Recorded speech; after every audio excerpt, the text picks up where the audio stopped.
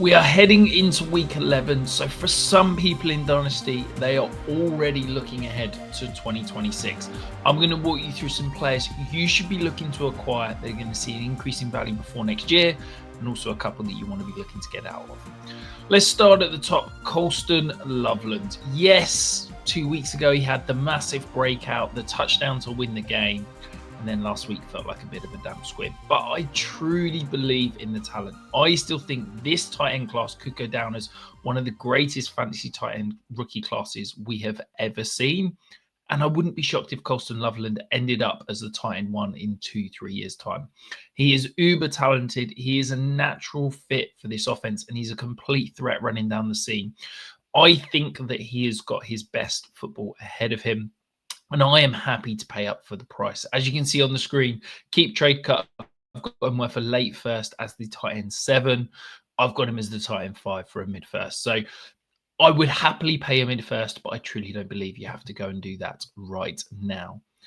The next player I want to touch on, digging a little bit deeper here. As you can see, keep trade cuts, wide receiver 121, Devon Vele. A lot was made of the price that the Saints paid to acquire Vele in the offseason.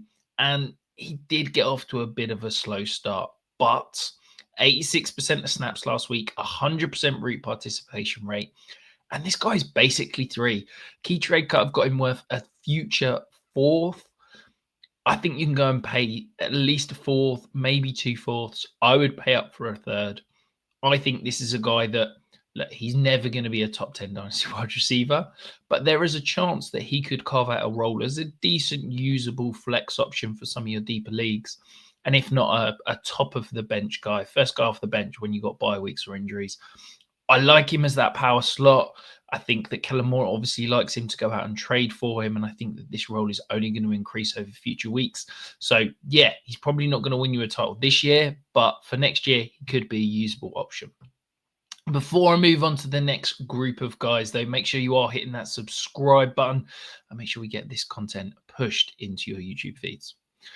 Brandon Ayuk is up next. Look, let's start at the top. I've got him at wide receiver 28. Keep trade cut. I've got him at wide receiver 48. That is a huge gap. I still believe in the talent. I think people forget how good Brandon Ayuk was 2 years ago. And yes, this injury is serious. To me, the fact that he's taking a longer time shows that it was a genuine injury, but they're giving him time to recover. I'm writing off the 2025 season. Sorry, I'm looking ahead to 2026. If you are a team that's targeting that in a rebuild, potentially think you could contend in 2026, he's a great option to go and buy because he's potentially going to be a top 24 wide receiver next year, and you're having to pay wide receiver 4 prices.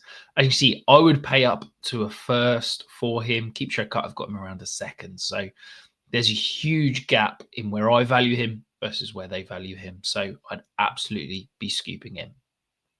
Next up, we have got Garrett Wilson. This is very simple. Buy the injury dip. I wouldn't be shocked if we didn't see Garrett Wilson again this year. It feels like the Jets season is pretty much over at this point. He's hopefully going to see an upgrade at quarterback wherever it's from. It can't be much worse than Justin Fields throwing 40, 50 yards a game. And this guy is an uber talented player. He's shown through the first 3 years of his career just how incredible he is, and I expect him to get back to that. So if you can get any sort of discount based on the injury, based on the situation that the Jets find themselves in, I would happily scoop him because Garrett Wilson truly has top 5 dynasty wide receiver upside. The next guy that I am looking to buy is Juwan Jennings. Look, every year we do this.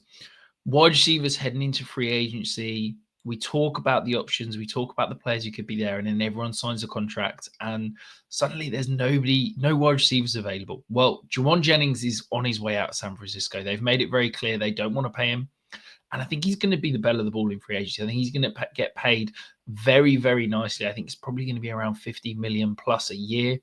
As you can see, I'm 20 spots higher than keep trade cut on him. I would happily pay an early 2nd because I think wherever Juwan Jennings ends up, he's going to be at worst a wide receiver 2. And this is a guy that can give you wide receiver 3, wide receiver 4 production for a fraction of that price. So I'm happy to go and scoop up Juwan Jennings for a 2nd. And the bonus is he could help you down the stretch right now as well because the 49ers don't exactly have a plethora of options in the wide receiver room.